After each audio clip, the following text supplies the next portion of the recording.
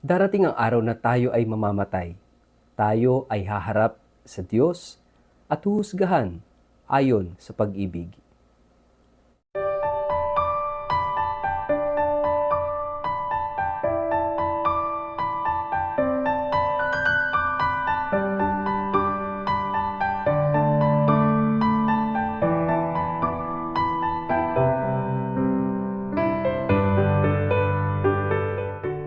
Ang mabuting balita ng Panginoon ayon kay San Mateo.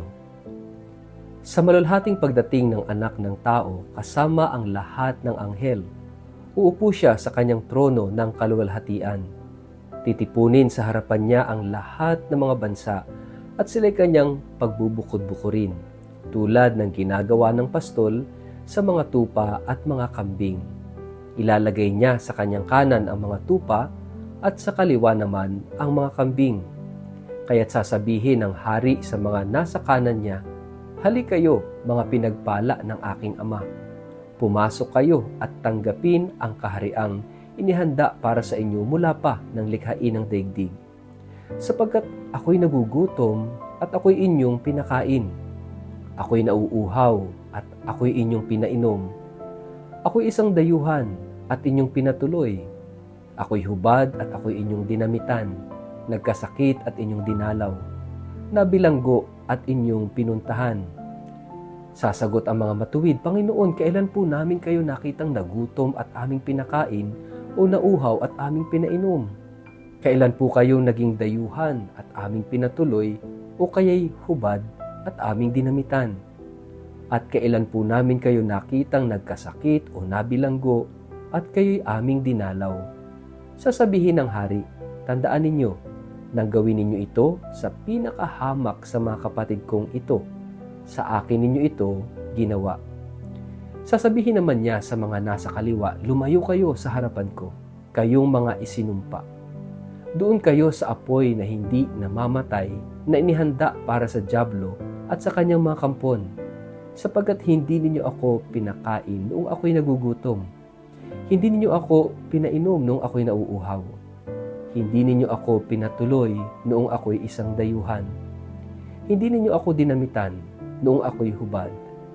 Hindi ninyo ako dinalaw noong ako'y may sakit at noong ako'y nasa bilangguan." At sasagot din sila, "Panginoon, kailan po namin kayo nakitang nagutom, nauhaw, walang matuluyan, hubad, may sakit o nasa bilangguan na hindi namin kayo tinulungan?" At sasabihin sa kanila ng hari, "Tandaan ninyo, nang pagkaitan ninyo ng tulong ang isa sa pinakahamak sa mga ito, ako ang inyong pinagkaitan.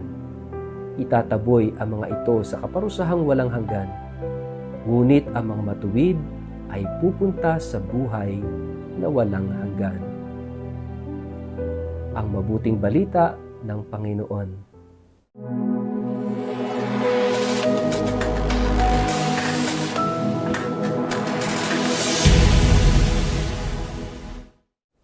Mapagpalang araw po sa inyong lahat. Kumusta po kayo? Ang atin pong word of the day ay judgment.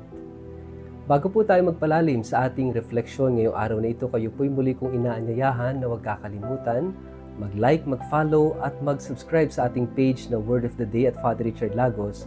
Ganun din po pakishare ang ating video ito sa inyong kapamilya, kamag-anak, kaibigan, mga kakilala sa social media para sama-sama po tayo sa pagiging media evangelizers at online missionaries nagpapalaganap ng salita ng Diyos sa mundo ng social media.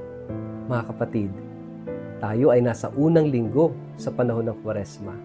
At ngayong araw ng Lunes, agad-agad tayong dinadala sa isang katotohanan na tayong lahat ay mamamatay. At tayong lahat, kapag tayo namatay, right after we die, haharap tayo sa Diyos upang husgahan tayo ayon sa pag-ibig. Tayo ba'y nagmahal o hindi nagmahal?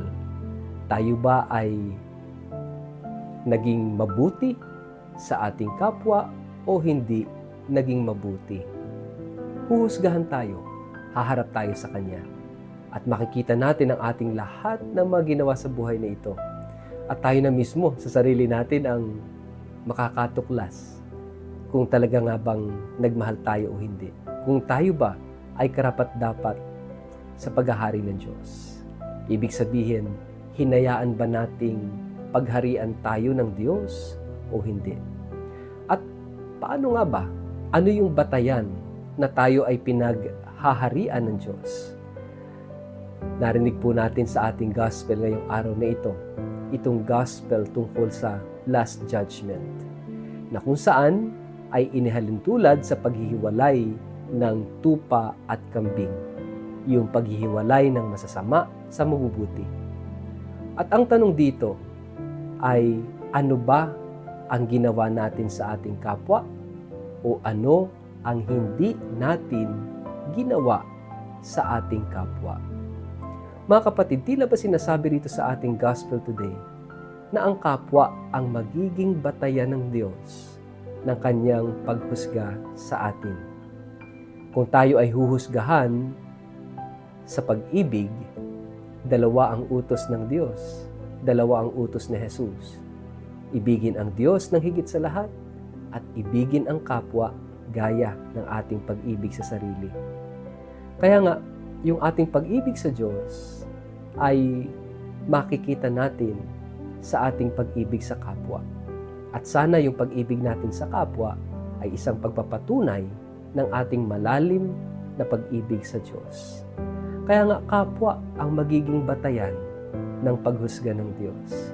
Kung ano yung ginawa natin o hindi natin ginawa sa ating kapwa. Kaya nga, napakahalaga mga kapatid yung paggawa ng mabuti sa ating kapwa. At ito yung titingnan ng Diyos. Sabi rito sa gospel, kung sabi niya, siya'y nagutom at ating pinakain, nauhaw at ating pinainom. Siya'y walang damit, ating dinamtan. Siya ay walang matirhan at ating pinatuloy.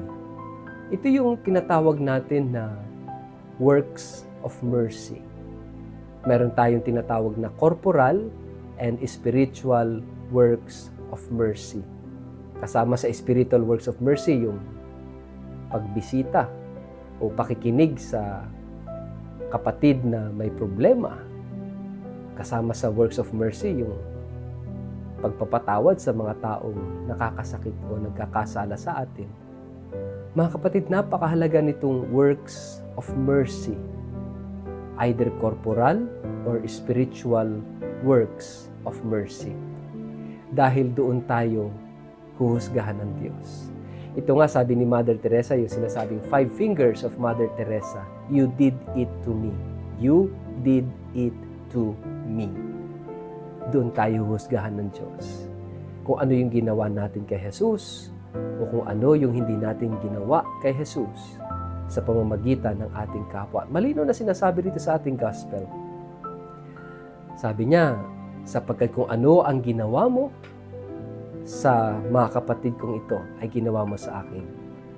At kung ano yung hindi mo ginawa sa mga kapatid kong ito, ay hindi mo nga ginawa sa akin. Mga kapatid, ang ating kapwa, ang daan natin patungo kay Jesus. Sapagkat kung ano ang ginawa o hindi natin ginawa sa kapwa, ay ginawa o hindi rin natin ginawa kay Jesus. Kaya nga, everyday, mga kapatid, we encounter our door to heaven, our door to Jesus. At yan ay ang bawat kapwa-tao na ating nakakasalamuha. Kaya nga, napakahalaga mga kapatid na maunawaan natin na ang isang Kristiyano, ang isang tagasunod ni Kristo ay marunong at mabuti sa pakikipag-kapwa-tao. Upang sa ganoon, kapag tayo ay namatay, kapag tayo ay humarap sa Diyos sa araw ng paghuhukom, tayong lahat sasabihan ng Panginoon, mabuti at mapagkakatiwala ang alipin. Halina at makiisa sa aking kagalakan. Sana po tayong lahat ay maging mahusay at mabuti sa pagiging kapwa sa ating kapwa, sa pakikipagkapwa-tao. Sa ngalan ng Ama, at ng Anak, at ng Espiritu Santo. Amen. Ama naming Diyos, nawa sa aming pagharap sa iyo sa araw ng aming kamatayan upang kami ay hukuman, naway kami matagpuan mong puspos ng pagmamahal. Kaya araw-araw, naway kami akayin mo, kami dalhin mo sa landas ng pag-ibig. Amen. Pagpalain po kayo at ingatan ng makapangyarihang Diyos, Ama at Anak at Espiritu Santo. Amen.